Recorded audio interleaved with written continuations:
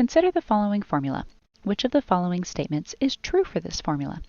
Let's start by rewriting this expression in slope-intercept form so it's a bit easier to read.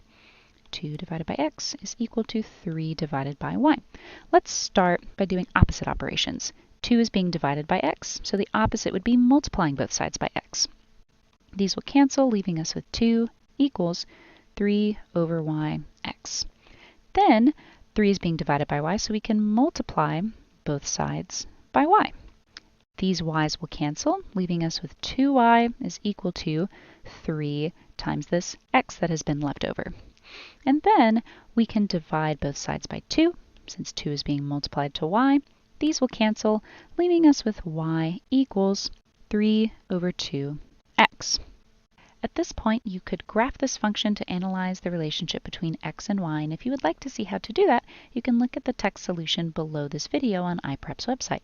However, for the sake of this video, it is easier and a bit more time efficient to go through each answer choice and plug in values that will help you determine whether it is true or false. Let's take a look at answer choice A. When x is positive, x is always greater than y.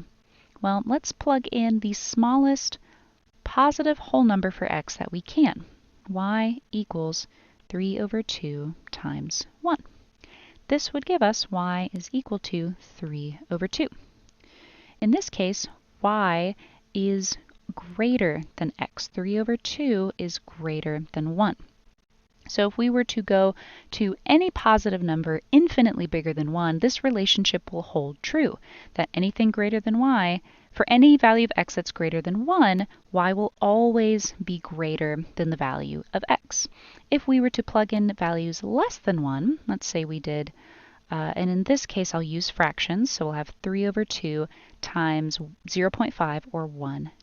So this is a value that is positive but less than 1. Normally this would shrink the value of y, but because 3 over 2 is also a fraction, what we will end up with is multiplying our numerators. We'll get y equals 3 over 2 times 2, which is 4, and 3/4, in this case, y is still greater than x. 3/4 is greater than 1/2. So even when we are dealing with numbers that are less than 1, any positive value of x will always be less than y, making A incorrect. B says when x is negative, y is less than x. Well, from the logic we needed to prove answer choice A wrong, we know that y is always greater than x when x is positive. So the opposite must also be true. Y is less than x when x is negative, and that would make answer choice B correct, and I will show you why. When x is positive, y is always greater than x. That means its distance from 0 is always greater than x. Let's get rid of this for just a moment and focus back on the first one. We did 3 over 2 times 1. Let's say that was negative instead. Y is equal to 3 over 2 times a negative 1. Well, that would give us y is equal to negative 3 over 2. In this case, y, or negative 3 over 2, is less than negative 1, or x. Because the absolute value of y, or the distance from 0, 3 over 2's distance from 0 is greater than 1's distance from 0. And we know that the greater the negative number, or the greater its distance from 0, here's positive 1, here's negative 1, and then here's 3 over 2, negative 3 over 2. The greater the distance from 0, the less value that negative number has. So we can look back at our logic for answer choice A and rewrite it to say that the absolute value of y is always greater than the absolute value of x. And that is true when we plug in negative values for y and x. So for every value of y where x is negative, y will always be less than x, making B the correct answer.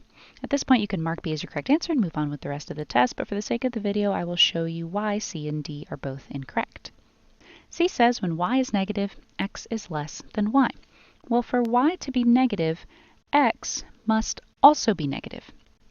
And this is because y results from taking a positive number, 3 over 2, and multiplying it to whatever sign number x has. To get a negative result from multiplying a positive sign to some other number, that other number must always be negative, right? Opposite signs yield a negative result. Same signs yield a positive result. So for y to be negative, x must also be negative. So we can rewrite this to say when x is negative, x is less than y. And then we can more clearly see that these two answer choices directly contradict each other. When x is negative, we've already determined that y is less than x is not less than y, making C incorrect. And then for answer choice D, none of the statements are true for this formula. This is incorrect because we have found a true statement in answer choice B. So this is incorrect, leaving us with only answer choice B as our correct choice.